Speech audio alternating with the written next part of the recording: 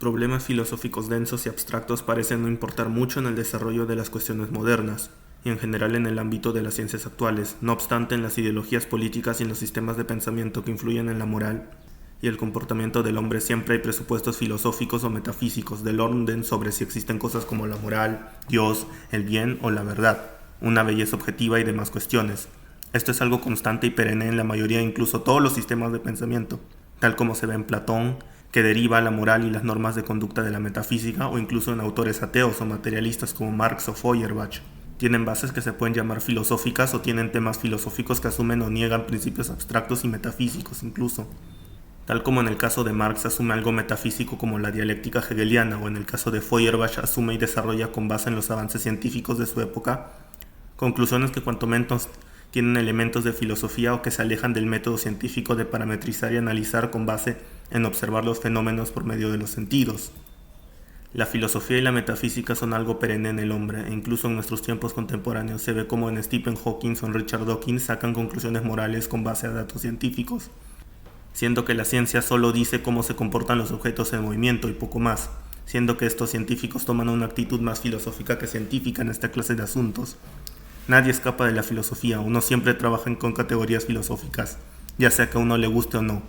Y aquí el tema. La frase "el hombre es la medida de todas las cosas, tanto de las que son como de las que no son", es una que se encuentra perenne en todos los sistemas de pensamientos, ya sea en su afirmación o en su negación, e incluso en la ciencia, debido a que la ciencia está limitada a parametrizar y eso para controlar. La ciencia no existe flotando en el aire en un vacío cuántico. Al final todo remite de alguna manera u otra al hombre que tiene conducta e intereses propios. Así que, con esta filosofía o filosofías que son inevitables en todo el pensamiento humano, queda una pregunta. ¿En qué se funda todo esto? ¿En la realidad o en lo que se cree que es la realidad, o en uno mismo? Todo se puede encapsular en una frase antigua que traerá demasiadas reflexiones más adelante, la que ya mencionada: el hombre es la medida de todas las cosas, de las que son y de las que no son, ya que esta cuestión es tan antigua, ha tenido repercusión en casi todo. Desde el tema de los universales, el conocimiento del hombre, la moral, la política, etc. Porque la cuestión del realismo sobre los universales, sobre si serían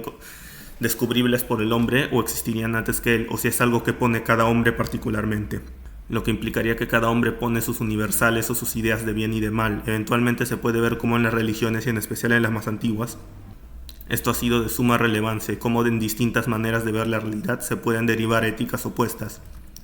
Todas las religiones presuponen una manera de entender las cosas, en términos académicos, gnoseología, y nadie escapa de la cuestión si el hombre es la medida de todas las cosas y cómo eso influye en nuestro día a día. La religión también se ve influida por todo esto, debido a que presupone o impone una manera de ver la realidad y cómo el hombre se relaciona con ella. Esto sucede en especial en las religiones con desarrollos filosóficos más grandes como las religiones abrámicas o ciertas escuelas hinduistas o budistas. Todo esto influirá también en las religiones seculares, también llamadas ideologías, que imponen y se discuten hoy en día, y eso llega hasta la vida diaria. El hombre como medida de todas las cosas. Muchas corrientes de pensamiento y filosofías, desde las más antiguas hasta las más modernas, se pueden resumir y sintetizar en la frase de Protágoras que dice: el hombre es la medida de todas las cosas, tanto de las que son como de las que no son, y su otra frase que dice: de los dioses no se puede saber si existen o si no existen. En esos versos de Protágoras, tanto en su afirmación o en su negación, vendrían encapsuladas las posturas de muchas corrientes desde el platonismo hasta el postmodernismo, pasando por posturas de las que poco se sabe como la de las filosofías de los egipcios, sumerios o persas. Todos los sistemas de pensamiento que crea el hombre tendrán que haber pasado sí o sí por estas cuestiones de la relación del hombre con el mundo. En la aceptación de esta tesis de Protágoras, el hombre particular vendría siendo lo que plantea el significado y muchas características de las cosas, ya que el hombre particular es el que pone los universales y no un hombre especie, porque eso anula la individualidad, y un consenso no refuta esto, ya que un consenso son sumas de opiniones particulares, en especial en cosas propias del hombre como las leyes, la moral, las costumbres y demás. Debido a que si no es el hombre particular el que decide estas cuestiones, entonces habría una universalidad, ya que esas características existirían por cuenta propia y se anularía el que estas entidades o particularidades dependan de cada hombre. De aquí vendría el verdadero núcleo de la cuestión, el hombre particular contra una realidad ya dada, ya que si no es el hombre particular quien pone las categorías o características de bien o mal y demás, se cae en un tipo de realismo. Y sobre las consecuencias morales o políticas de todo esto se puede caer en que el bien, el mal, la verdad o la belleza dependerían de cada hombre particular o de la opinión de un hombre específico. Y en esos casos se apelaría al consenso y al querer quedar bien con la mayoría, ya que es el hombre particular en su voluntad el que decide el bien, y que el hombre puede decidir cosas opuestas. Se podría negar al bien o el mal objetivo presente en la realidad en sí misma y dejarla como un mero añadido o gusto de cualquiera.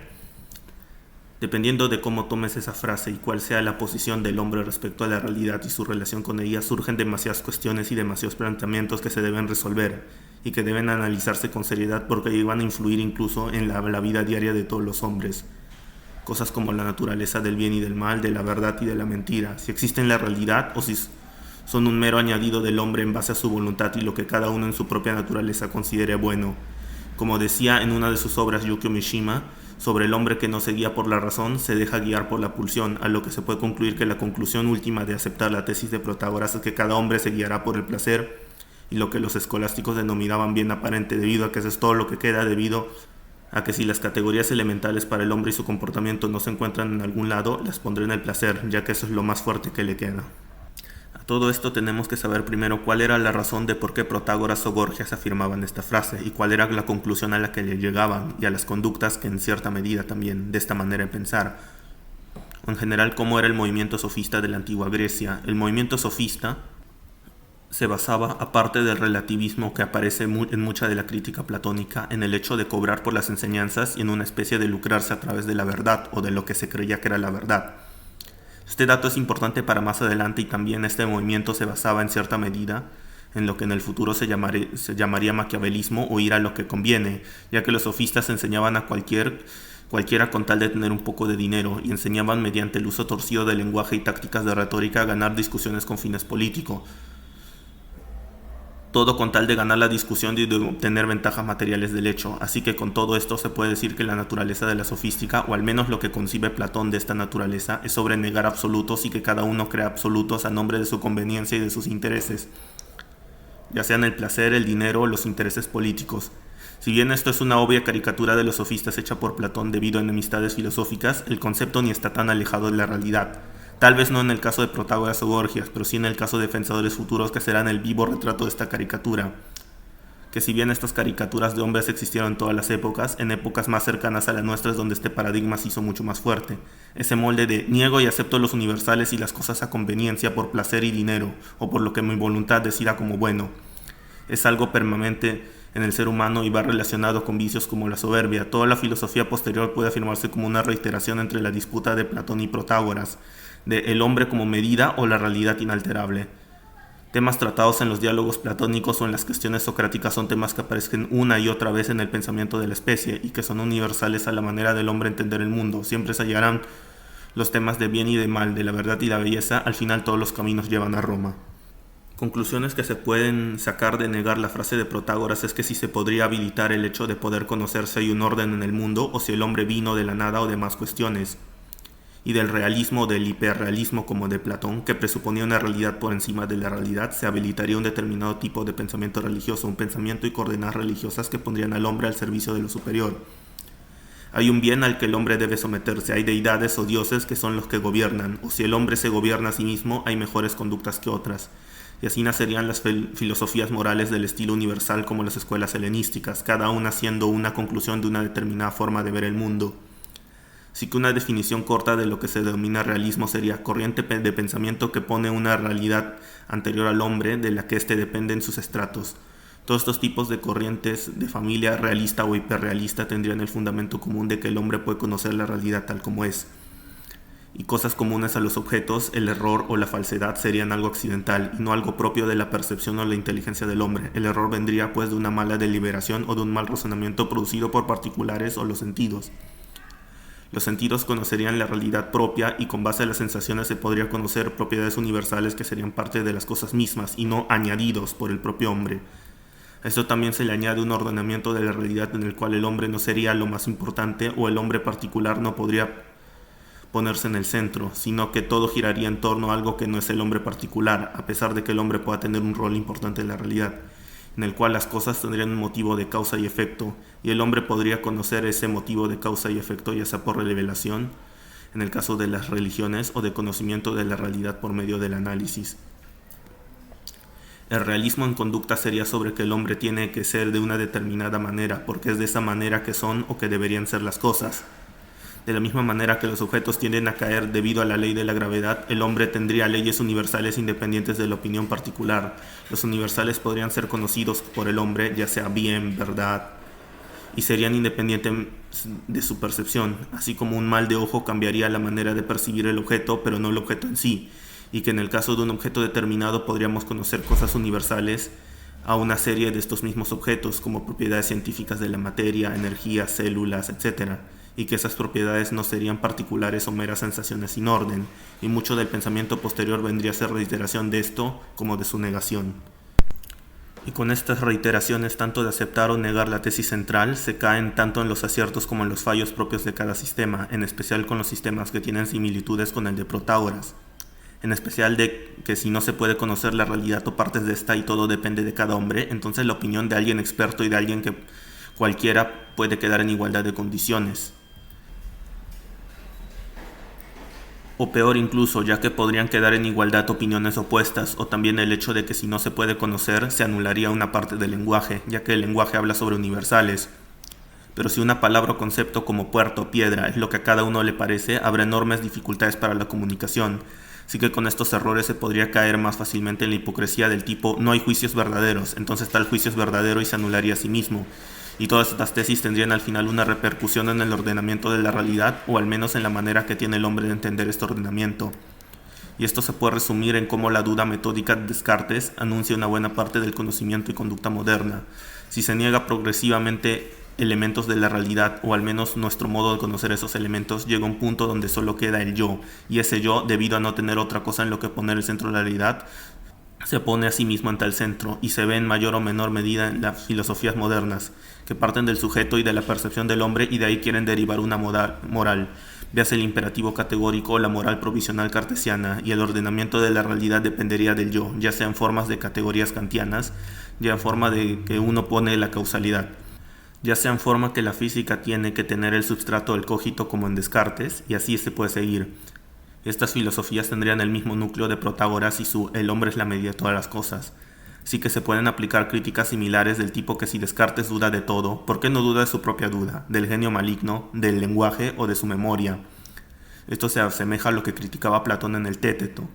de que el hombre era la medida de todas las cosas excepto en lo que le convenía. No por nada Protágoras no consideraba que los demás pongan la medida de sus precios. Y esa actitud se puede decir que es constante en el hombre, en especial de aquellos cuyos principios son variables. Al tener el mismo núcleo de Protágoras y la sofística se puede analizar demasiadas similitudes en estas constantes de pensamiento, en especial con el hecho de que muchos sistemas y conductas modernas beben de la sofística, en el sentido que si toda la verdad o bien dependen de cada hombre particular, entonces solo queda consenso y la búsqueda de la comodidad y el placer, ya que si le quitas al hombre cosas propias de la razón como los universales, entonces solo quedarían los instintos, ya que desde la sofística del tipo Protágoras de la época socrática y similares, al deshacerse de un criterio trascendente de bien y de mal, no hacen más que dejar rienda suelta a lo que cada uno considere bien y mal, como sería el caso de los instintos y del placer, a lo que cada uno le conviene. De ahí que los sofistas vendían la verdad por dinero. De coordenadas de relativismo se puede justificar cosas contrarias y anulas o limitas una parte fundamental del hombre, que está inclinado naturalmente hacia la verdad, haciendo que predominen los instintos. De ahí lo que muchos sociólogos califiquen a la modernidad como líquida o incluso gaseosa, debido a que es todo lo opuesto a bases morales o de conocimientos sólidas, ya que todo depende de lo que cada particular decida. Termina en las cosas que denunciaba Lipovetsky en sus obras, a pesar de que no me agrade, ya que son productos de llevar el paradigma de Gorgias al absurdo. Poner en el centro del mundo al hombre nos lleva a estas dificultades. Siempre que se pone en el centro al hombre surge la pregunta, ¿cuál hombre? A lo que es el filósofo. El filósofo se pone a sí mismo como el hombre que decide qué es lo que es y qué es lo que no es, como ha pasado demasiadas veces. Así, para evitar caer en la contradicción de que si dos personas que piensan lo contrario determinan la verdad, se tendría entonces que admitir que algo es y no es al mismo tiempo y en el mismo espacio, y debido a la tendencia natural a la soberbia de la gente inteligente, la solución es sencilla. El ejemplo más claro se encuentra en el liberalismo, donde cada uno tiene libertad, pero hasta que la libertad choca con la libertad de alguien más, por lo que hay un límite, y surge la pregunta, ¿quién pone el límite? Claramente el filósofo pone el límite, porque el filósofo se pone a sí mismo como la medida de todas las cosas, y como el que quiere plantear lo que es y lo que no es. Es algo constante que incluso en posturas realistas que contrarían la tesis de Protágoras sucede esto. Platón probablemente quería ponerse a sí mismo como el filósofo rey y también posiblemente se ponía a él mismo como el que descubría o decidía qué era la idea del bien. Pero es en sistemas relativistas, que se pueden denominar inmanentistas debido a que la realidad es inmanente al hombre, donde hay mejores herramientas para sustentar tesis de este estilo y derivar en conductas como las ya expuestas. Realismo e inmanentismo al final son sobre la relación del hombre con las cosas. El hombre es la medida de todas las cosas, es al final un pensamiento que deriva en muchos problemas y contradicciones. La crítica de Platón a el hombre es la medida de todas las cosas y al relativismo que versa de que si todo es relativo, esa misma relatividad es relativa y se anula. Esta es la clásica paradoja del relativismo, expuesta por Platón. La única forma de escapar de esto es anular la capacidad de predicación del hombre y por ende su capacidad de conocer la realidad, cosa que hace que el hecho de afirmar algo caiga en la contradicción y en el pirronismo extremo, como en el caso de que si el hombre es la medida de todas las cosas, tendrá que ser la medida de ese juicio y que no todos los juicios son relativos, porque el juicio que afirme eso tendría que ser relativo también. Así que siempre hay fundamento de las cosas, incluso en los pensamientos más solipsistas, que aunque hacen depender las cosas del sujeto, como lo sería Berkeley, también habrían serios problemas con el hecho de la predicación del razonamiento, ya que si la silla o la piedra es lo que cada uno le parece, ¿cómo existiría el acuerdo en el razonamiento mutuo, o el hecho de demostrarle a alguien más el propio relativismo o cualquier juicio en general? El lenguaje siempre operará como un problema a tratar en todo pensamiento relativista, y es algo de lo que no se puede escapar fácilmente. Siempre tiene que haber algo en común o algo intrínseco al objeto en sí mismo para la predicación, y el lenguaje es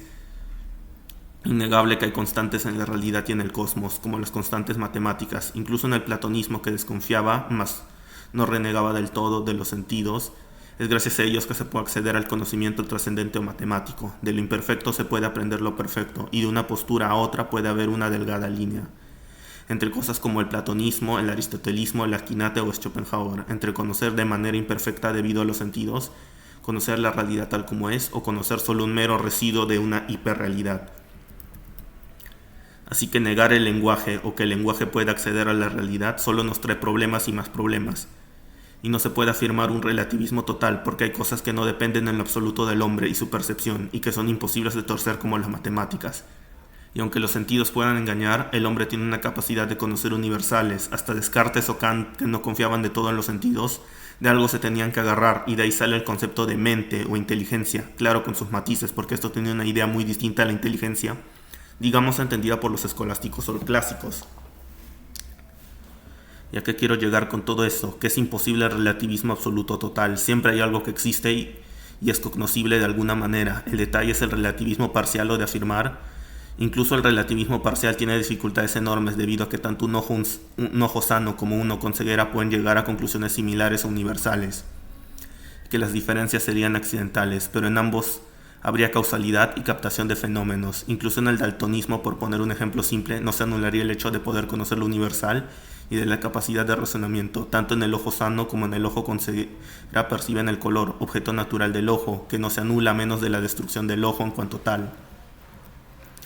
Los sentidos tienen potencia de falsedad y esa potencia se lleva a acto, mas eso no significa que la falsedad sea acto total. Este fue el error de Descartes y su genio maligno, que dudando de todo y queriendo anular los sentidos solo quedaron conclusiones que también partían de los sentidos. No puedes deshacerte de los sentidos ni postular que son totalmente falsos sin caer en problemas.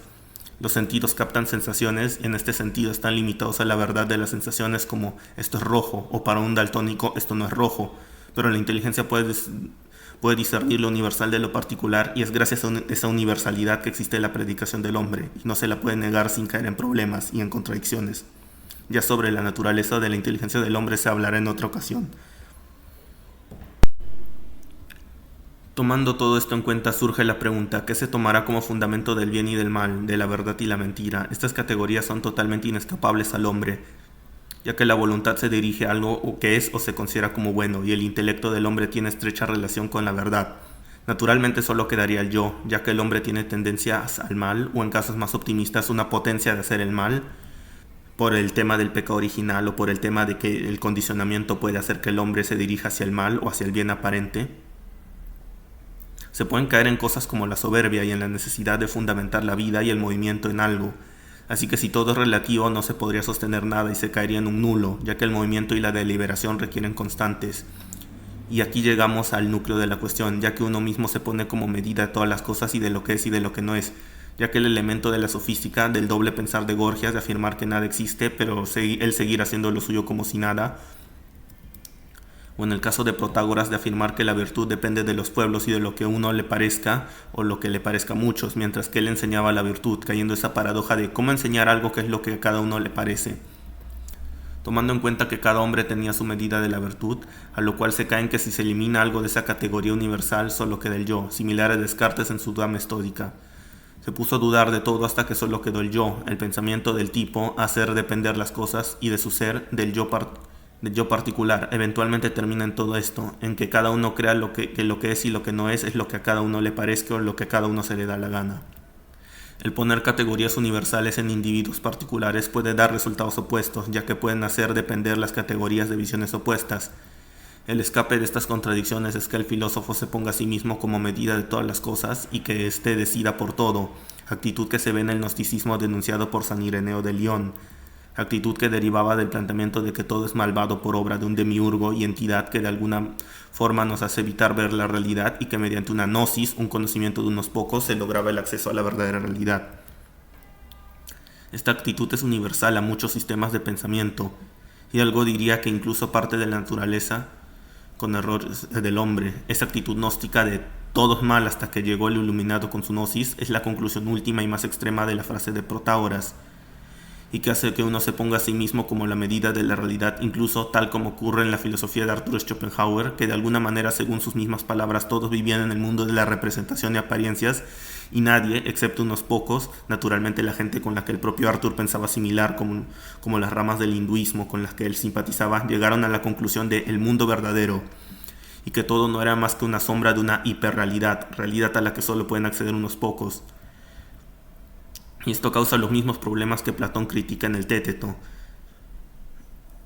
Y ya que en el algo se tiene que fundamentar el bien se fundamenta en uno mismo, llegando a una manera de ver la realidad donde la hipóstasis de Plotino es uno mismo, donde de uno emana el bien y el mal, o que uno descubre el verdadero fundamento, y que es uno el que tiene la interpretación de la hiperrealidad. Esto sonará muy descabellado y exagerado, pero es el límite y conclusión más absurda y extrema de todo esto. Y en el siglo contemporáneo esta manera de ver al mundo se queda incluso corta. También hay otra cosa a tomar en cuenta, que tales sistemas de inmanentismo o realismo no necesariamente están muy alejados entre sí, ya que uno puede creer una hiperrealidad pero ponerla solo al acceso de unos pocos, lo cual puede llevar a la conclusión de que en todos los sistemas de pensamiento hay cosas de tanto uno y otro lado, o que puede haber una realidad pero que se tiene que filtrar por el individuo y que este individuo la tuerza a conveniencia en lo que uno cree que es el bien particular.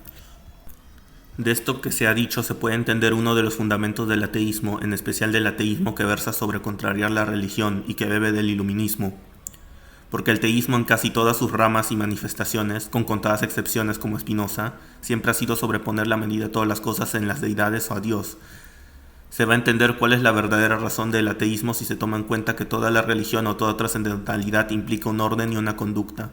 cosa que es contraria al antropocentrismo y al culto al hombre, y a ponerse a uno mismo como medida de toda la realidad. Y he ahí el verdadero motivo del ateísmo, ser uno el que decide todas las cosas, en su caso más extremo ponerse a sí mismo como la hipóstasis suprema de la realidad de la que emana todo como el bien, el mal, la verdad y la mentira. Si no existe el bien y el mal en la naturaleza o por sí mismos, entonces tendrían que salir de algún lado. Conclusión natural es que esos trascendentales los pone el hombre, el filósofo particular, el hombre particular, decidiendo qué es lo bueno y qué es lo malo. Pero si se analiza la conducta de los pensadores modernos y en especial de los posmodernos, se notará en que se denuncia el pensamiento vertical, en el sentido que le dio Deleuze, que vendría siendo platonismo o poner una realidad o trascendental en la naturaleza misma, pero que los posmodernos no se dan cuenta, o lo hacen pero no lo quieren admitir, es que es imposible escapar del pensamiento vertical. Siempre se va a caer en el pensamiento trascendental de algún tipo. Si no se pone en el fundamento de la realidad o en una hiperrealidad que existe sin ser filtrada por el hombre, entonces se lo pondrá en algo que se considere individualmente como el principio de la realidad, o que lo ponga en lo que le gusta como el principio de lo que emana todo, cosa en que caía Deleuze, Foucault, Marx y casi prácticamente todos los posmodernos. Todo esto importa porque el bien y la verdad son cosas totalmente relacionadas con el hombre, la verdad con su intelecto y juicio, en la deliberación de todas las cosas, y el bien para con la voluntad y el movimiento del hombre. No se puede escapar de esto, siempre se va a caer en esos conceptos de alguna u otra manera. De ahí que sea tan importante el análisis de esos conceptos, y de cómo tanto en su aceptación o en su negación eventualmente llevan a conclusiones tan distintas entre sí. Al final uno siempre servirá a un amo, ya sea a sí mismo o a la verdad, si es que existe en la realidad, o a cualquier cosa, porque si no existe la verdad, cada hombre creará su verdad. Y tal extremo de esto ya se veía desde la antigüedad, desde Gorgias o desde Pirrón. Negaban la capacidad de conocer la verdad al igual que Protágoras, pero lo llevaban aún más lejos. Sirven para amplificar el final del pensamiento relativista. No solo negaban el hecho de poder conocer las cosas, sino que negaban el hecho de que las cosas existieran en primer lugar, o que si existen no pueden comunicarse las categorías en lo absoluto, por ende conocer el bien o la objetividad de las cosas y lo que es trascendente en el hombre. Gorgias era un incoherente cuyo sistema solo terminaba en utilitarismo y maquiavelismo, y en hacer lo que a uno le conviene y que la moral no trascendía de esto. Al menos así era la caricatura que Platón le hizo en el Gorgias, pero recordemos que esas conductas son la conclusión extrema del relativismo.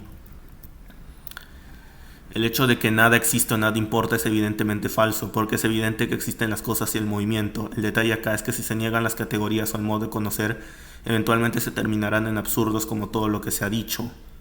Y reiterando en todo esto, y con esto dicho, no se puede decir que la conclusión final de todo esto es relativismo y negación del mundo,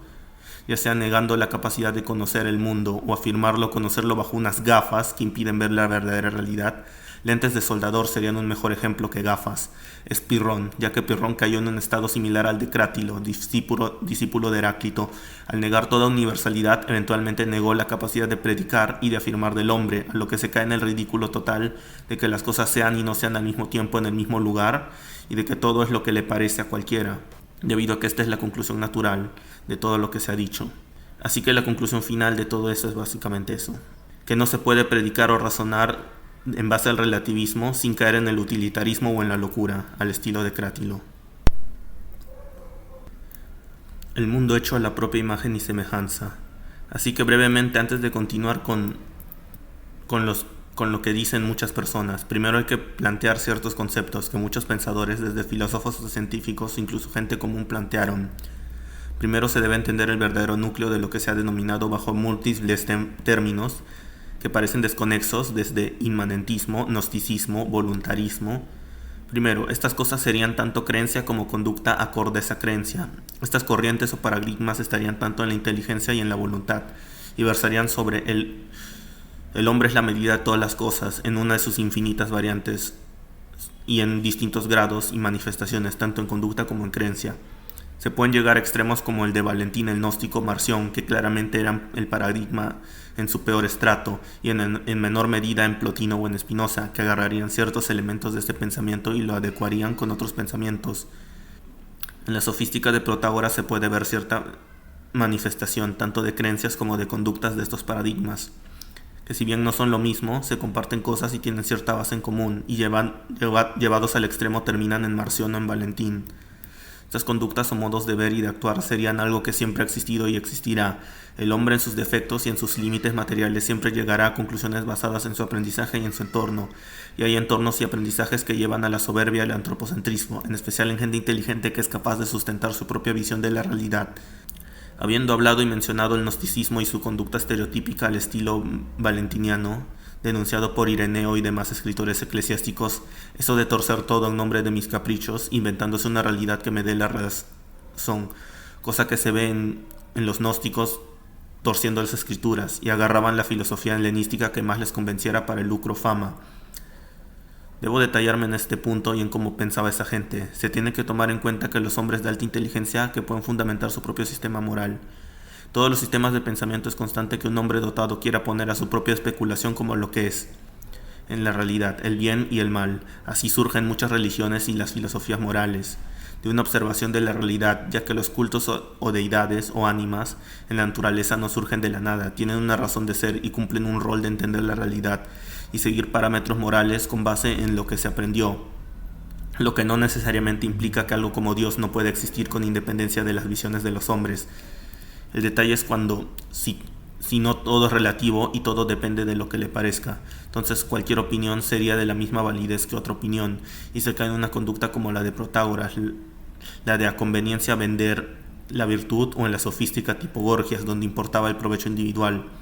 por lo cual se cae en una paradoja en la que nadie sabe, pero de alguna manera yo sé, de acuerdo a una conducta propia del gnosticismo de los primeros siglos, ya señalado, en el cual toda la materia es malvada y el demiurgo también era malvado, y uno se escapaba de todo eso mediante la gnosis,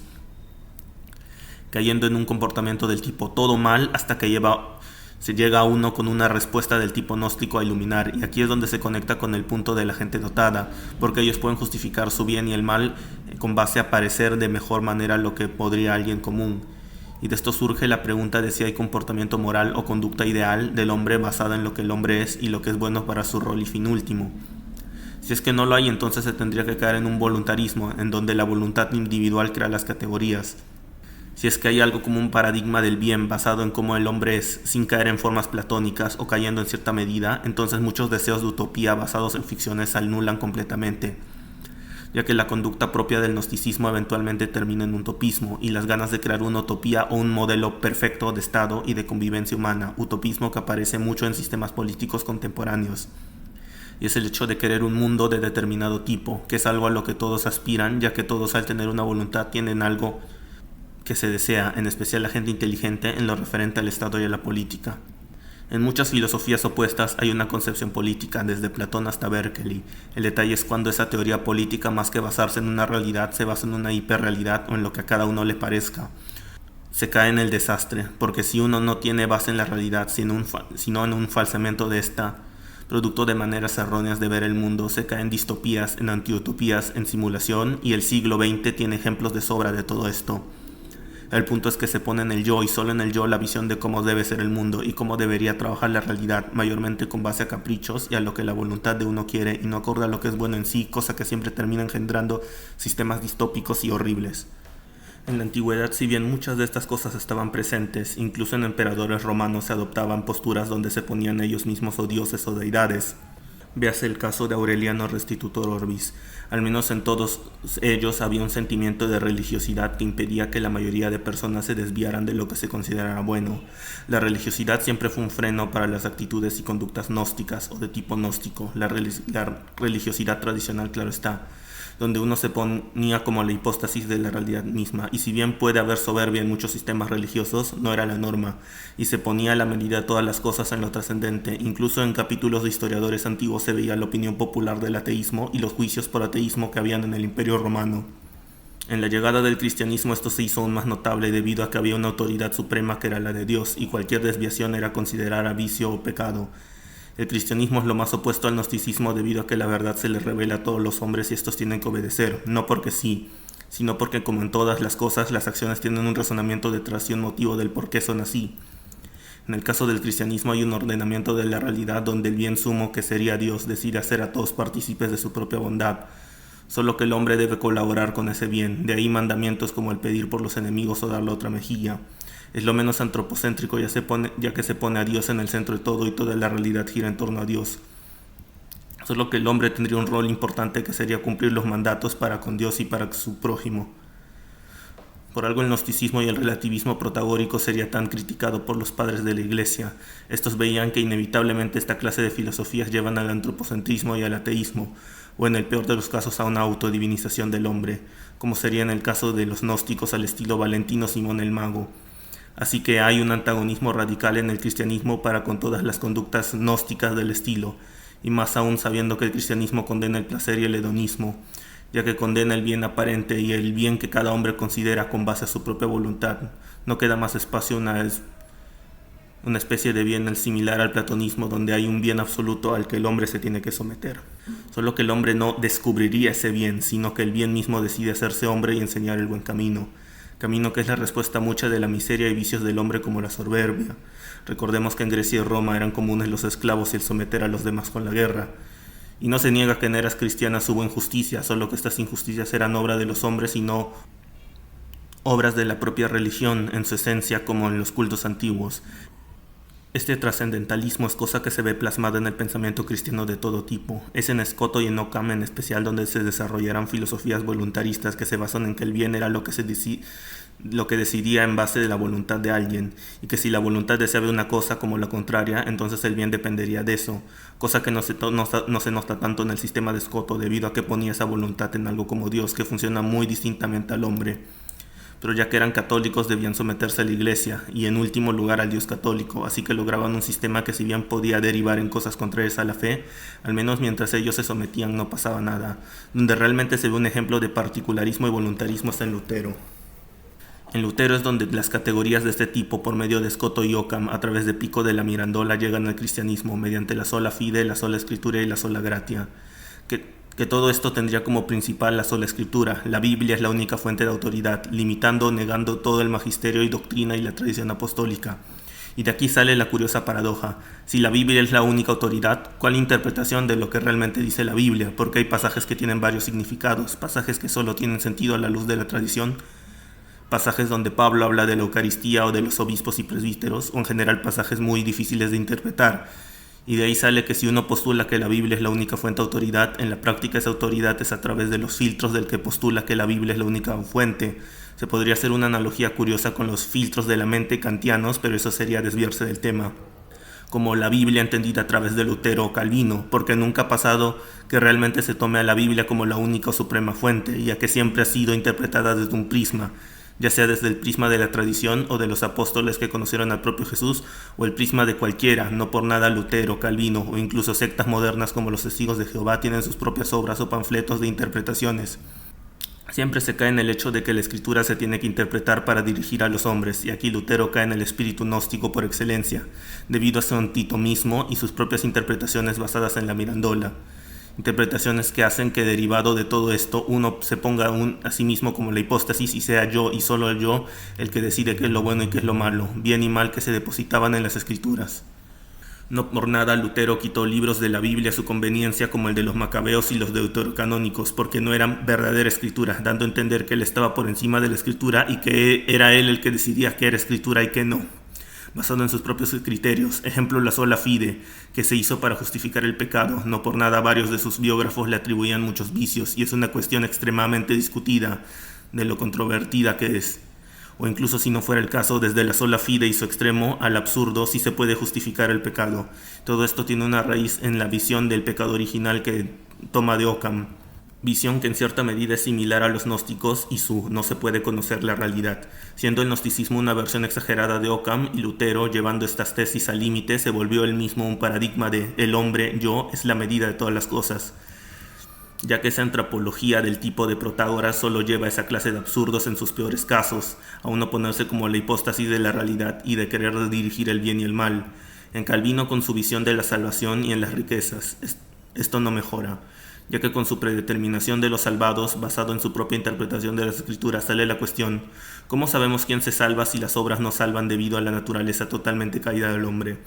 A lo que se pone eso en cualquier criterio como lo sería el dinero, cosa que contraría abiertamente otras enseñanzas de nadie puede servir a dos amos y a libros como el de Job. Al final el paradigma del inmanentismo y de poner a cualquier cosa y uno mismo como centro de la realidad se manifestó de forma excelente en el protestantismo. No olvidar que los príncipes alemanes se aprovecharon de todo el teatro de la reforma protestante para sus beneficios de no servir al Papa con sus impuestos. Y de aquí se bebería mucho de la filosofía moderna, en especial el cartesianismo, que bebió de mucha de esa escolástica tardía como la de Occam y Scoto, y del hecho de ver a todo como el mal. Véase la noción de genio maligno de las meditaciones metafísicas. A partir de Descartes es donde este molde se ve aún más claro en la filosofía y del pensamiento humano. No por nada Descartes es llamado uno de los padres de la modernidad, junto a Lutero, Calvino, Newton y Francis Bacon, debido a su influencia enorme en la manera de ver el mundo y el actuar frente a él. Es el propio Descartes que plantea un nuevo método que sirva no tanto para entender, sino para cambiar la realidad por medio de la ingeniería. Eso debido a que se quiere un mundo perfecto o un mundo ideal y tópico. No por nada nacieron en estas épocas utopías como la de Tomás Moro o la Nueva Atlántida de Bacon. Al final el espíritu gnóstico que siempre permea a muchos hombres alcanzó una formalidad a partir de la filosofía moderna, tanto el hecho de no poder acceder a la verdadera realidad mediante la duda metódica y el genio maligno, como el hecho de querer transformarla mediante la ingeniería que alcanzaría una base sólida debido a las matemáticas de Newton y el desarrollo del cálculo matemático. En las meditaciones metafísicas alcanzamos un dualismo del tipo gnóstico, no olvidar que Descartes y varios filósofos modernos eran cabalistas, cabalismo con muchas similitudes con el gnosticismo, dualismo mente y cuerpo o dualismo yo y el mundo al que no se puede acceder debido a la duda metódica, y solo mediante el cogito y yo se puede acceder a la realidad, cosa que lleva a muchos errores como que la duda metódica es hipócrita más no poder, porque duda solo de lo que le conviene y no duda de cosas como el lenguaje, la memoria.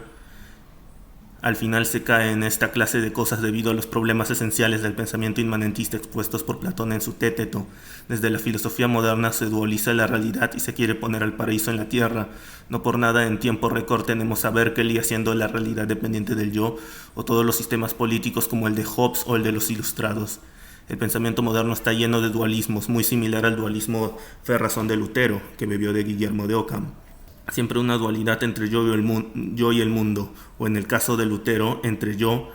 y la sola escritura interpretada desde el yo y el mundo, o la razón representada por la Iglesia Católica que Lutero tanto detestaba. Y finalmente este dualismo se hizo muy presente en la Ilustración, y la idea de antagonizar algo, como la Iglesia por ejemplo, y una razón, que vendría siendo mi propia razón. Todo en el nombre de un mundo perfecto y sin errores que se logrará mediante la ingeniería. No por nada el desarrollo tan acelerado de la ingeniería en estos tiempos. Y de ahí en adelante, el propio Descartes ayudó a ese proyecto con sus desarrollos en matemática. Así muchos filósofos modernos fueron matemáticos, pero un desarrollo hecho para la ingeniería y el control y no tanto por mero amor al saber que tanto se presume en esos tiempos y en estos. De aquí se pueden analizar las características más propias de todo este paradigma de pensamiento que se parece a Protágoras y su frase. Lo primero es el dualismo del yo y la realidad. Lo segundo es la dependencia de la realidad con el yo. Y el tercero es el beneficio propio que siempre que remita al placer, ya que nada más placentero que ponerse a uno como la hipóstasis o el Mesías que traerá el cambio y el mundo perfecto. Y realmente este esquema de pensamiento es lo que moldeó el mundo moderno y lo que sería constante en pensamientos posteriores como el marxismo y sus variantes como el posmodernismo,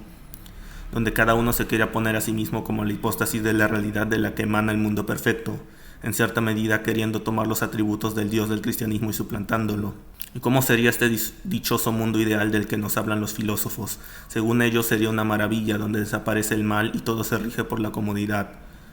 tal como es el caso de la Nueva Atlántida de Bacon o las novelas de Isaac Asimov. Pero esto no considera que el verdadero bien de este mundo está en el sacrificio. El bien y la comodidad solo llevan a la miseria del hombre, ya que la reiteración en placeres solo hacen que éste busque más y más hasta el punto donde el placer produce dolor. Es a través del sacrificio y del dolor donde se pueden sacar un bien mayor. Se puede lograr la participación del bien de todos los hombres. Es precisamente por ese querer llevar el cielo a la tierra que muchas cosas van mal hoy en día. No por nada es a través de la cruz y cargarla que uno se logra la redención. Las cosas del mundo requieren esfuerzo y de no caer en extremos como la ética protestante del trabajo, que es esfuerzo dirigido al dinero y al final del día al placer, o a una moral budista de corte Schopenhauer de simplemente querer evitar el dolor o ver todo en términos de placer y dolor como Epicuro o lo que hoy se entiende como Epicuro. No existe la utopía o el mundo perfecto porque el hombre y el mundo es imperfecto, mucho menos es el filósofo perfecto, y aún menos su emanación esa llamada la utopía o la nueva Atlántida. Y con esto no hace falta caer en hegelianismo político o fascismo, donde se pone a la guerra como virtud, sino que es el bien alcanzado a través del sacrificio lo que habilitaría la redención del hombre. Al final, es por querer algo irreal como la utopía y quererla, ya que se logra todo lo contrario. Es precisamente este mesianismo que terminó en las tiranías marxistas y en toda clase de abominaciones. Al final esa es la conclusión última de poner a cualquiera como la hipóstasis de la que emana la utopía, porque quiere que todo sea milimétricamente perfecto y si no, entonces es el mal absoluto y debe ser eliminado. No por nada en la URSS se vivía de manera tan inhumana y era precisamente por querer llevar a la práctica el equivalente político del cuadrado redondo, algo que no se basa en la realidad sino en las ilusiones del filósofo de turno. Y todo esto fue progresivamente escalando de cosas como la utopía de Tomás Moro o el Leviatán de Hobbes a modelos cada uno más ridículo que el anterior como la sociedad sin clases de Bakunin. El mundo de hoy en día se mueve en estas categorías, no por nada los sistemas políticos de hoy como la democracia se mueven en estas dinámicas de sistema perfecto, que si algo falla es culpa de todo menos de la propia democracia, no por nada tanto culto a sistemas políticos hoy en día, porque se los pone como la absoluta perfección y que no pueden fallar. Lo cual nos deja en una curiosa paradoja, que si el hombre puede fallar y falla, ¿por qué esos sistemas políticos compuestos por hombres no pueden fallar? Como si el sistema político fuera absolutamente perfecto y anulara la maldad de los hombres, y esto se nota aún más en el marxismo con el concepto de superestructura, debido a que ese concepto de alguna manera permea todo y es producto del capitalismo, entre comillas. Pero de alguna manera el marxismo y sus regímenes escapan de eso, pero de alguna manera cuando el marxismo falla no es producto de errores, porque señalar errores es revisionismo, señalando una actitud totalmente cerrada al diálogo y a entender que funciona y que no. Vamos, que esa actitud filosófica básica, sino que se le echa la culpa al capitalismo, a la CIA, al imperialismo yanqui y a toda clase de cosas para negar que la culpa no la tiene uno mismo y el propio pensamiento. En toda esta idiosincrasia política de querer hacer el mundo perfecto y hacer cualquier cosa con tal de llegar a ese mundo perfecto es que lo que se mueve la dinámica de la política y el gobierno de nuestros tiempos, que llega tan lejos como permear la conducta de personas comunes. Querer que las cosas sean como yo y solo como yo quiero, y como lo que yo quiero es placer, ya que toda categoría trascendental fue destruida en la Ilustración, no queda más que el placer, que rige al mundo, como decía Mishima en la frase citada al inicio. Al final la política deriva de la moral, y si la moral se basa en el capricho y en el que yo quiero porque me hace sentir bien, la política derivará en eso, y de ahí deriva la geopolítica y las guerras de actualidad, en que todo en nombre de lo que yo quiero. De ahí por qué el liberalismo es tan fuerte en nuestro tiempo y se promueve tanto, en general porque llamó tanto la atención, debido a que se pone en la libertad y en la propia voluntad el fundamento del bien. Es fácil que se caiga en hedonismo y en pulsiones que mueven al hombre a actuar. No por nada en el régimen estrella de la libertad, la Francia de la Revolución, se promovía tanto la libertad para que cada uno creyese lo que se le da la gana en materias religiosas, menos las religiones que no me convienen, claro está. No por nada tantos mártires en la Vendée, y la política de Spinoza hace presencia acá, ya que Spinoza decía algo del tipo «hazlo creer que son libres» en uno de sus tratados políticos. Y ese es un principio de corte maquiavélico. Todo el liberalismo se funda en una libertad, pero limitada por quien imponga la libertad, porque la libertad se impuso. ¿Y qué hay con los que en base a su libertad prefieran seguir obedeciendo, digamos, a la Iglesia Católica? Robespierre tenía la respuesta en la guillotina.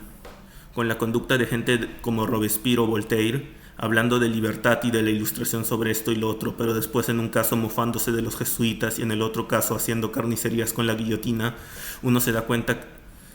de que la realidad siempre se polariza o se cae en un maniqueísmo extremo, y mientras más recientes sean las doctrinas políticas, más se nota esto. Esto es algo que Thomas Molnar ya cuenta en El utopismo, la herejía perenne, que versa sobre los puros, que en cierta medida recuerda esa anécdota que cuenta San Ireneo sobre ciertos gnósticos que creían que por tener su gnosis ya eran perfectos y podían ser viciosos e hipócritas. Y en esa anécdota se puede ejemplificar y explicar la mayoría de la política contemporánea. Uno se ve perfecto y como la criatura perfecta de la que emana el resto de la realidad y de donde surge el bien y el mal, así que uno, debido a ya tener la verdad y la solución a los males del mundo, no hace más que caer en maquiavelismos y en creer que de alguna manera cualquier cosa vale en nombre del proyecto político. Con razón, en el marxismo de todo tipo se aplaude la hipocresía y la mentira con tal de que esto lleve a la revolución. Mires a Antonio Gramsci y sus estrategias. Se pone la perfección no solo en la persona, sino en un proyecto o mundo ideal que estaría representado en la persona, cayendo en una autolatría. Miren cómo los marxistas se ven a sí mismos, y es algo que es conclusión de la soberbia y de mucho del pensamiento de este tipo.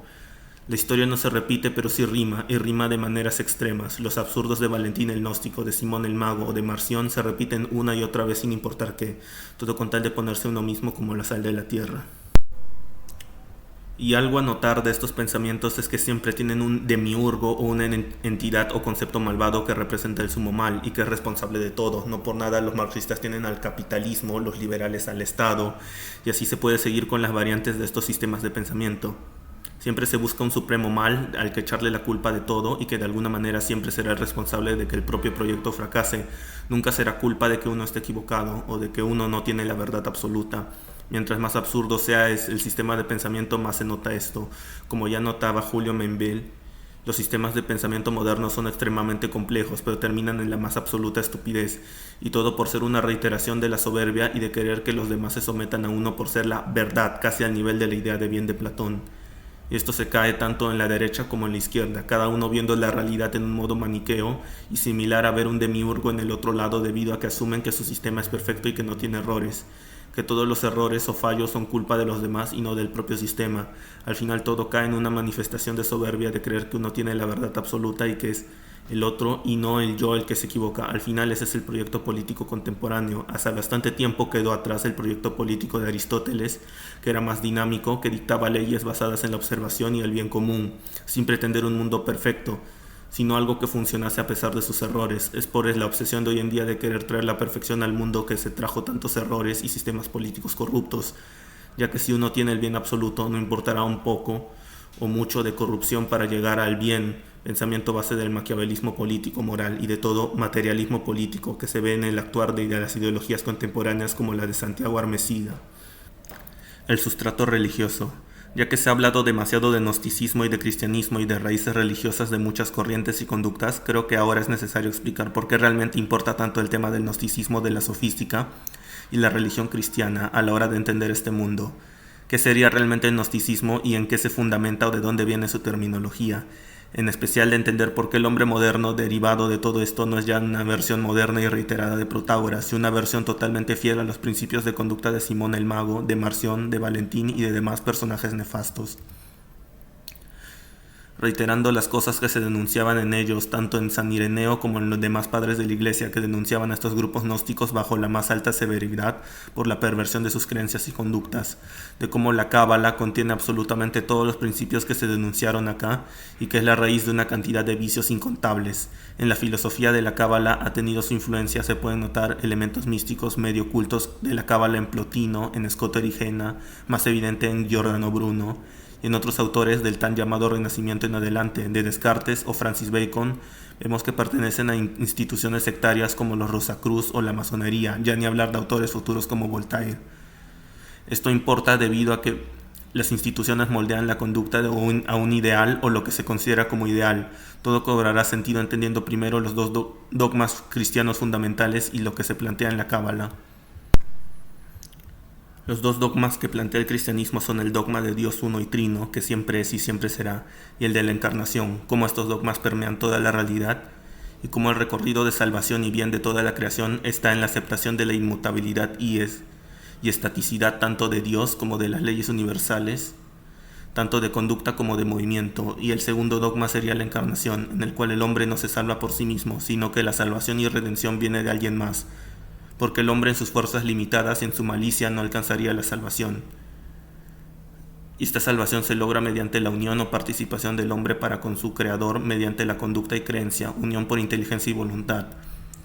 Se presupone que la salvación jamás la alcanzará el hombre por sus propias fuerzas, sino que es el propio Creador que sustenta toda la realidad el que le da la posibilidad de felicidad y de ser bueno y de ser para y con el bien.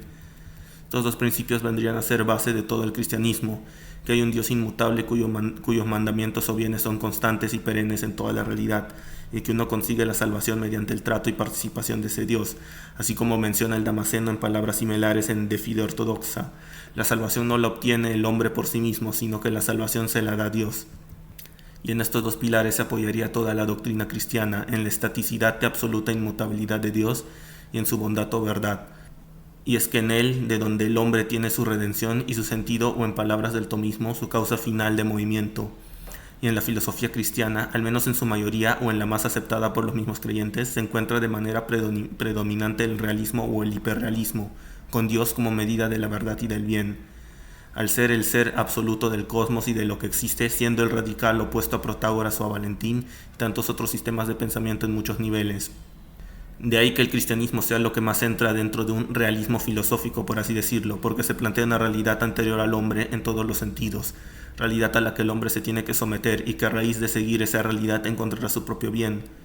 porque no se cae en un voluntarismo al estilo del Islam, de es bueno porque lo dijo Alá, sino que todas las cosas tendrían una razón de ser para garantizar el mayor bien del hombre. No por nada los mandamientos son sobre el bien común y sobre evitar el hedonismo oculto al cuerpo que si no se guía por la razón no queda más que en hedonismo y en dolor que en placer. No soy un experto en Cábala, pero se puede entender conceptos básicos y ciertas cosas en especial de cómo se interpretan en la filosofía posterior y el pensamiento en general, en especial comparándolo con cosas como el tomismo o la filosofía clásica, y más aún si se trata de cosas como la naturaleza de Dios o del absoluto del universo y de lo que deriva de eso. que pueden ayudar a entender qué clase de errores pueden surgir de negar los primeros principios. Surgen de este sistema cabalístico dos conceptos. El primero, el concepto del Ein Sof, y el segundo es lo que se deriva en el hombre en su participación con ese principio. El Ein Sof sería en breves palabras sobre introducir el mal en Dios, la contradicción a lo dialéctica hegeliana. Dios sería un ente compuesto de bien y de mal, y es a través de esa mezcla o superación, véase la filosofía de Hegel con su tesis, antítesis y síntesis. Ese proceso de cambio y superación de los contrarios sería aplicado al propio Dios. Y esa sería la base de la realidad. De acá se pueden establecer demasiadas similitudes con el manicaísmo que combatió San Agustín, y de acá bebería el marxismo mediante Hegel y su idea de dialéctica como motor de la historia y la visión definitiva del movimiento cambio. Y al proponer que mediante esa abominación teológica que es el Ein Sof, abominación teológica porque rompe con el principio de no contradicción e introduce la mentira y el mal como principios, cayendo en un manicaísmo de corte total y exagerado, no tomando en cuenta la naturaleza del mal como privación explicada desde la filosofía clásica, y peor aún, haciendo del mal un fundamento de la realidad, ya que necesariamente un principio tendrá que ser el bien absoluto y otro el mal absoluto, debido a que es en la contrariedad extrema de donde nace la realidad según Hegel, ya que de este principio se puede derivar que de la mezcla entre bien y mal, entre verdad y mentira, entre piedad y soberbia es de donde nace la divinidad, o peor, la participación para con lo divino. De todo esto se puede derivar toneladas de abominaciones. Ejemplo de esto se puede ver en la dialéctica marxista, que haciendo de la contradicción el motor de la historia, solo derivó en toda clase de genocidios y atentados contra el hombre. Todo esto de Ein Sof es la inversión total de cómo los cristianos entienden a Dios, entendiendo como una entidad que es pura bondad, esencialmente bondad y verdad, raíz de toda la creación, y no se puede sacar el tema del mal para desmentir eso, porque Dios y la creación son cosas distintas. Así que el mal de la creación, mal que viene del hombre y no de Dios, no anula que Dios sería la fuente de todo el universo. Y no puede haber contradicción porque la contradicción no sale de la nada. El concepto de no contradicción es inherente a la realidad misma, y negarlo sería hasta negar toda la realidad, y cosas como el Ein Sof serían hacer del error y de la mezcla entre verdad y mentira el fundamento de la realidad. Continuando con qué cosa se deriva de todo esto en el hombre, tenemos que tomar en cuenta que la doctrina atomista del hombre y en concreto su participación con Dios, participación en el sentido de parecerse a Dios, formando parte de su bondad mediante el comportamiento o de acercarse lo más posible a la bondad infinita, todo basado en ser perfectos como mi Padre es perfecto, cosa que implica no una interpretación gnóstica del tipo querer tomar los atributos de Dios, sino todo consiste en que dentro de los límites del hombre alcanzar la máxima perfección posible. Porque querer una perfección propia de Dios o de algo que está en un estrato superior del hombre es algo propio de lo que se conoce como pecado original, cosa que se puede comparar con el superhombre de Nietzsche, y más cuando habla de superar al hombre, tomando en cuenta que el superhombre es un culto al pecado original o el hombre queriendo ser el mismo que decide el bien y del mal en base a cualquier cosa. El concepto de divinización del hombre sería el segundo error que sería opuesto al cristianismo, porque ese error tiene en común con los sistemas gnósticos de que un hombre es especial mediante la gnosis o cualquier criterio que se quiera, y que ese hombre, cosa que se ve reforzado como con especies de panteísmo de tipo valentiniano, ver a Dios y la creación como lo mismo, basándose en la infinitud y falta de límites de Dios, no tomando en cuenta que Dios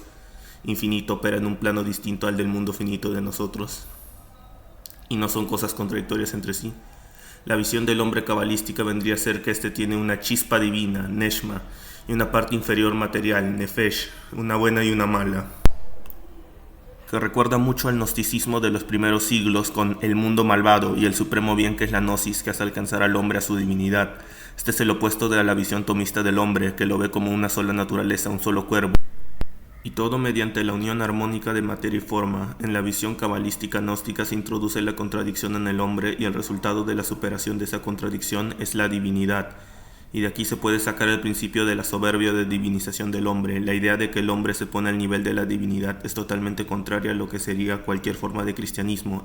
exceptuando las sectas protestantes más raras. Aquí tenemos los dos errores: el ver la verdad y la mentira al mismo nivel y creer que el yo solo en el yo está el fundamento absoluto de la realidad, mediante el querer que sean los demás los que se sometan a uno mismo. Y la síntesis de los dos errores consiste en una inversión de una manera atomista de ver el mundo, de Dios y del hombre. Dios ya no es el bien en sí mismo y el hombre no se somete. Dios es bien y mal, el hombre también lo es en esencia y no accidentalmente, y no se somete. Quiere una progresión hacia lo superior mediante la superación de elementos que son, según el cabalismo, como el agua y el aceite, como lo serían la materia y lo divino. De esto se puede decir que la materia no es mala, ese es el error de Platón y Plotino. La materia es limitada, pero el mal no tiene existencia positiva, el mal no es más que privación de bien, y si bien la materia no es el bien absoluto, no es mala en sí misma, sino que cumple su función en el universo. El mal sería accidental y no propio. Ya no es a través de la armonía entre el hombre y su creador que hay bien, sino a través de la contradicción tanto intelectual como voluntaria. Es a través de la contradicción al estilo hegeliano que se alcanza la divinidad y la redención, a través de la contradicción entre cosas eternas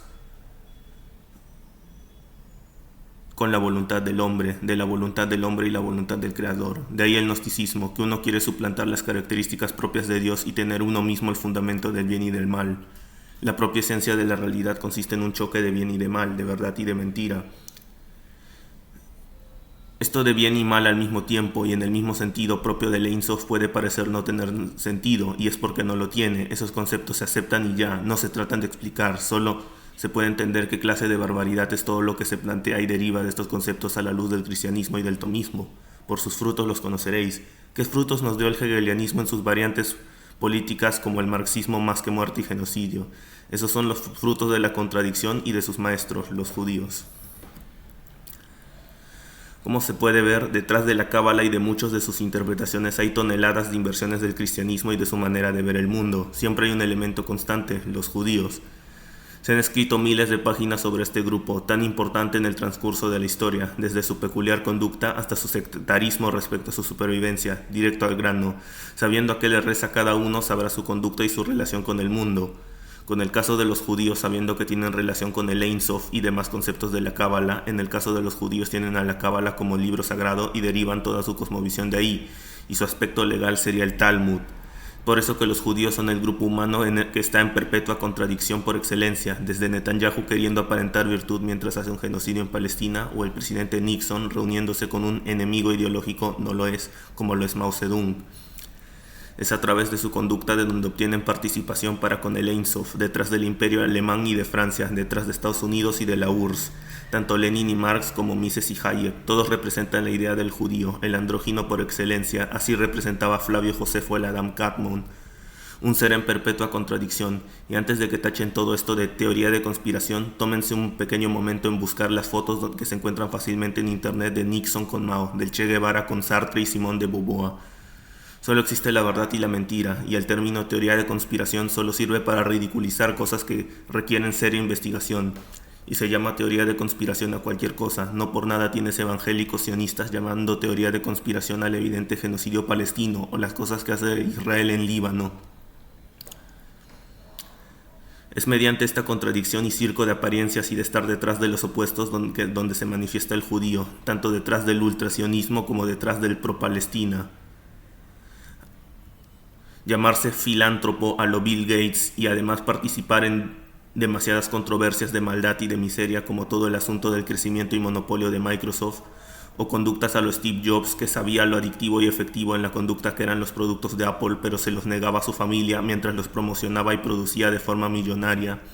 Es en esa contradicción donde se manifiesta el espíritu judío andrógino por excelencia, totalmente contraria al espíritu cristiano, la lucha por el dominio o la dominación mundial, o el hecho de querer dominio sobre todos los hombres, ha sido constante a través de toda la historia humana, desde la Pax Romana, el imperio de Alejandro y expresiones en nativos americanos. Esto también se manifiesta en las tres grandes religiones, el judaísmo, el cristianismo y el islam. Todos siempre han querido el poder absoluto. Solo el cristianismo reconoce que no es por ambición y por soberbia de los hombres, sino por el querer el bien de todos. Y si bien muchos cristianos han hecho cosas abominables, son cosas condenadas por la propia religión. En toda la historia se vio desde el Imperio Británico Español las ganas de querer el globo entero bajo una sola mano. Esa era la ambición de Alejandro César. Al final el cristianismo era la única corriente que quería esto mediante no la espada, sino mediante la redención, y eso hacía el cristianismo tan distinto de las otras religiones.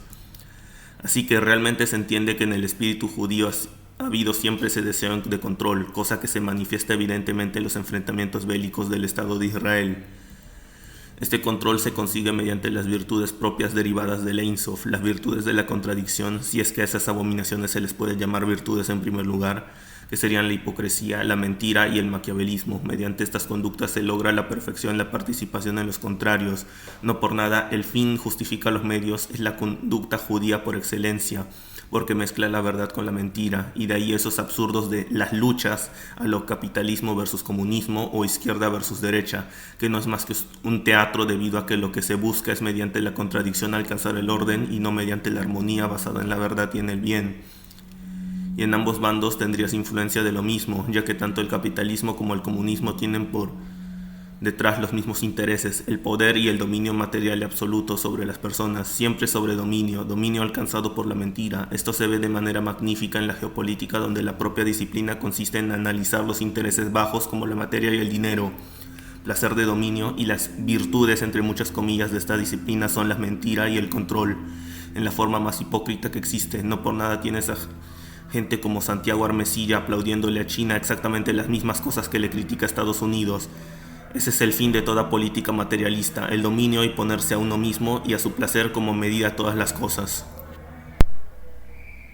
Los judíos siempre fueron enemigos del cristianismo, basta con leer el Talmud y las cosas que dicen de Cristo y de su madre, o ver todas las herejías y abominaciones de la Cábala, y del otro lado ver las opiniones de los padres de la iglesia de los judíos como Agustín, Crisóstomo, Damasceno o de los padres apostólicos. Siempre se habló de los judaizantes, y en la propia Biblia se ponía al fariseo como un montón de soberbia y de negar la verdad. Siempre hubo enemistad, nada de ese montón de mentiras que se repiten gracias a Nietzsche, Ébola o demás individuos de que el judaísmo y el cristianismo son lo mismo. No por nada los judíos siempre fueron expulsados de tantos países cristianos y los judíos trabajaban tanto en valores opuestos al cristianismo, estando detrás de la industria del porno y de demás cosas condenadas por el cristianismo. El nacionalsocialismo, que no defiendo por muchos motivos, entró en el error de considerar a los judíos como una raza y no entenderlos como una teología, un modo de pensar que deriva en una conducta. Todo el judaísmo se basa en invertir el cristianismo. No por nada las denuncias de Crisóstomos y de demás padres de la iglesia respecto a los judaizantes, su expulsión de todos lados, la tercera guerra judeo-romana y cuantas cosas. El judaísmo y el cristianismo son enemigos entre sí. No hay nada más opuesto que esas dos cosas, y no es a través de la lucha o dialéctica que se consigue algo. Este error proveniente de libros como la genealogía de la moral presupone que de alguna manera el poder o el imponer la propia voluntad sobre los demás de alguna manera es virtud, a lo que se cae en la curiosa paradoja de que si alguien decide por su propia voluntad estarse sometido a otra voluntad, ¿qué pensarían de estos que solo hablan de la propia voluntad como raíz del bien y del mal? Sobre todas estas contradicciones de la filosofía moderna voy a hablar en el futuro. Esta conducta propia de la hipocresía anda dispersa en todos lados. Su perfecta expresión es el liberalismo. Eres libre, pero en la medida que la libertad es definida por el iluminado o los ilustrados. Eres libre, pero no puedes renegar de la libertad. No es de sorprender que el liberalismo tenga tantos pensadores salidos de sectas masónicas, sectas gnósticas y esotéricas a más no poder, ya que los judíos odian a Jesús y sus seguidores a más no poder, cosa manifestada en el Talmud y en pasajes donde se menciona que Jesús está en el infierno. No es de sorprender que estos quieran acabar con el cristianismo mediante todas las formas posibles, desde los gnósticos hasta la revolución bolchevique, nada más contrario al judaísmo que las enseñanzas de Jesús. No por nada en el Nuevo Testamento se mencionan que los fariseos estuvieron a cargo del martirio de Esteban, no por nada las lágrimas de Pablo al ver que los judíos no se convertían, cosa que se repite al ver a Justino mártir en su diálogo con Trifón. Escribe que todo queda en un punto muerto a pesar de los argumentos. No por nada las acciones de emperadores romanos contra los judíos. Al final es en estas dos visiones opuestas en las que se ha estado envuelta la mayoría de la historia. Los judíos no son aliados de los cristianos en lo absoluto, como lo postulan los evangélicos, debido a que no siguen en absoluto las enseñanzas de Jesús, y su conducta es opuesta a más no poder, y ese dispensacionalismo de dos pactos simultáneos es una mala interpretación de la escritura basada en el versiculismo o en agarrar pasajes sin contexto e interpretarlos como a uno se les da la gana. No hay gnosis cristiana o gnosticismo cristiano. El gnosticismo siempre fue sobre la divinización del hombre. El cristianismo propone participación para con Dios, pero siguiendo sus órdenes. Nunca el hombre decide por sí mismo el bien y el mal. La perfección se alcanza sometiéndose, no liberándose, que sería al final someterse a otro.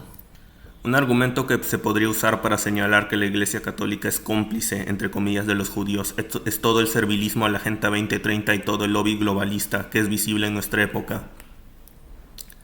Hay que tomar en cuenta que la iglesia no siempre fue así y que Francisco Bergoglio no representa el cristianismo al nivel de Pío X. La Iglesia siempre ha condenado el modernismo, el marxismo, el liberalismo, el ateísmo o el relativismo, que hoy en día a partir del Concilio Vaticano II se haya rendido ante el error y se haya tratado de razonar entre muchas comillas con el mundo, es prueba de que el espíritu del judío se infiltró en la Iglesia,